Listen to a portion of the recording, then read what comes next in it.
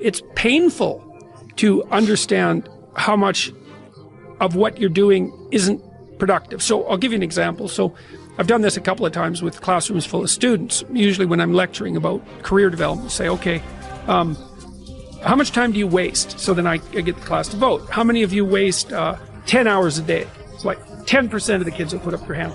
And it's interesting because I don't define what constitutes waste.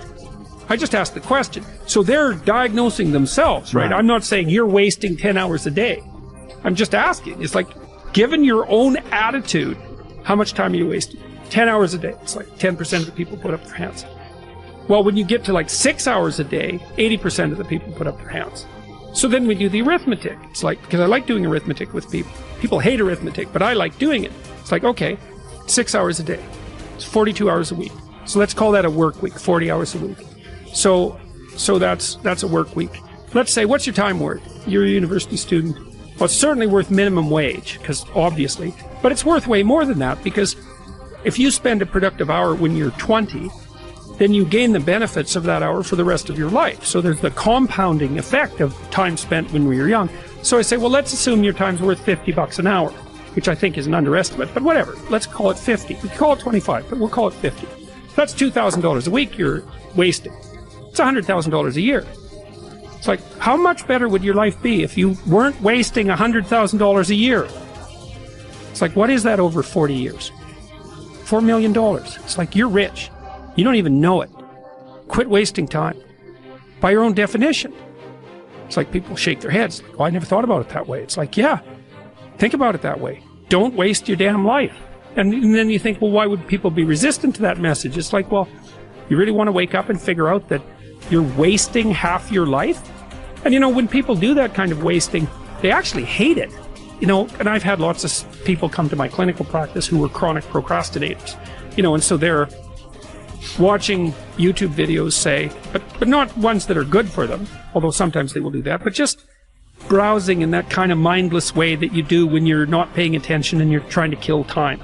And people doing that, they feel bad, they get depressed, they feel anxious, they can't get away from it, they feel kind of quasi-addicted. That's what they're saying about social media now. It's a huge issue with young kids. Absolutely, but there's this feeling of kind of internal rot and corruption that goes along with it. It's like, yeah, well, you're wasting your life. It's like, so it's painful. It's painful to recognize that. Then it's painful to think, oh my God, look how undisciplined I am. I don't know anything. I can't use a schedule. I can't stick to a calendar. I don't have any aims. I don't know anything about the world, right? And maybe there's a part of me that's bitter because I haven't got everything already, and I'd just like to say, to hell with it. That's the recognition of the Jungian shadow.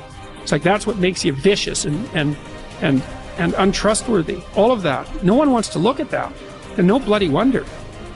But hey, the alternative is worse.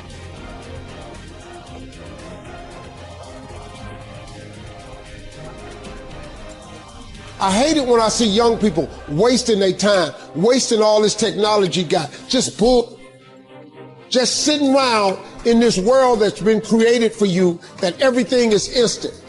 You all have stuff at your fingertips that can make you great. But if you can combine your technology with your parents and your grandparents' work ethic, you could be rich, man. But you cannot erase the work ethic part. There is no getting around. Ain't no elevator to the top. You got to take the stairs.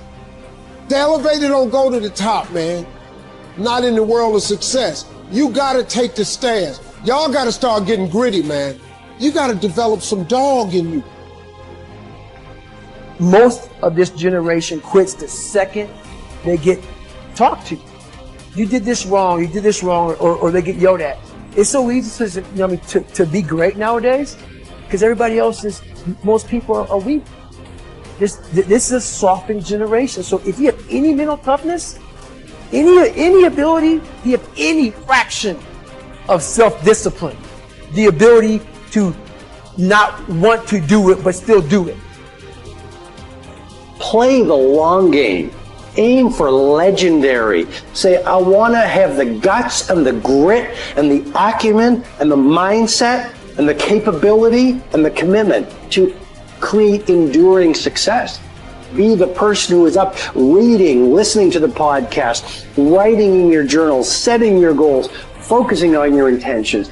As you become more successful, become more humble. As you become more successful, work even harder. As you become more successful, care even more about your product. As you become more successful, learn even more.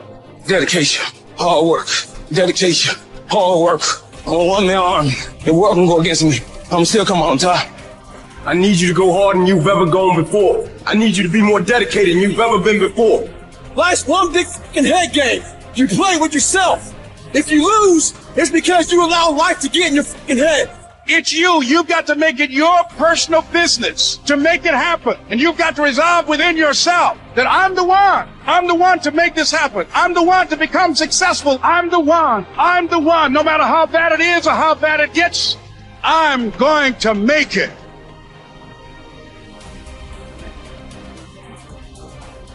I must say a word about fear. It is life's only true opponent. Only fear can defeat life. It is a clever, treacherous adversary, how well I know. It has no decency, respects no law or convention, shows no mercy. It goes for your weakest spot, which it finds with unnerving ease. It begins in your mind, always, so you must fight hard to express it. You must fight hard to shine the light of words upon it, because if you don't, if your fear becomes a wordless darkness that you avoid, perhaps even manage to forget, you open yourself to further attacks of fear because you never truly fought the opponent who defeated you. What man actually needs is not a tensionless state, but rather the striving and struggling for a worthwhile goal, a freely chosen task.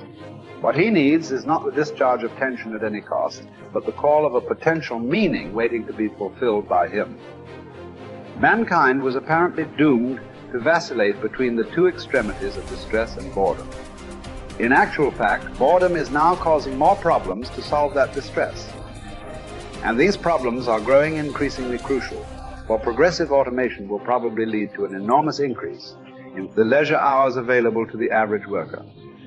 The pity of it is that many of these will not know what to do with all their newly acquired free time. Life is not primarily a quest for pleasure, as Freud believed, or a quest for power, as Alfred Adler taught, but a quest for meaning. The greatest task for any person is to find meaning in his or her life. Frankl saw three possible sources for meaning. In work, doing something significant. In love, caring for another person. And in courage during difficult times. Suffering in and of itself is meaningless. We give our suffering meaning by the way in which we respond to it. At one point, Frankl writes that a person may remain brave, dignified, and unselfish, or in the bitter fight for self-preservation, he may forget his human dignity and become no more than an animal. The meaning of life differs from man to man, from day to day, from hour to hour. What matters, therefore, is not the meaning of life in general, but rather the specific meaning of a person's life at a given moment. To put the question in general terms would be to the question posed to a chess champion. Tell me, master, what is the best move in the world? There simply is no such thing as the best or even a good move, apart from a particular situation in a game and the particular personality of one's opponent. The same holds for human existence. One should not search for an abstract meaning of life. Everyone has his own specific vocation or mission in life to carry out a concrete assignment which demands fulfillment. Therein he cannot be replaced, nor can his life be repeated. Thus, everyone's task is as unique as is his specific opportunity to implement it. As each situation in life represents a challenge to man and presents a problem for him to solve, the question of the meaning of life may actually be reversed. Ultimately, man should not ask what the meaning of life is, but rather he must recognize that it is he who is asked. In a word, each man is questioned by life, and he can only answer to life by answering for his own life. To life, he can only respond by being responsible. The way in which a man accepts his fate and all the suffering it entails, the way in which he takes up his cross, gives him ample opportunity, even under the most difficult circumstances, to add a deeper meaning to his life, it may remain brave, dignified, and unselfish. Or in the bitter fight for self-preservation, he may forget his human dignity and become no more than an animal. Here lies the chance for a man either to make use of or forgo the opportunities of attaining the moral values that a difficult situation may afford him. And this decides whether he is worthy of his sufferings or not.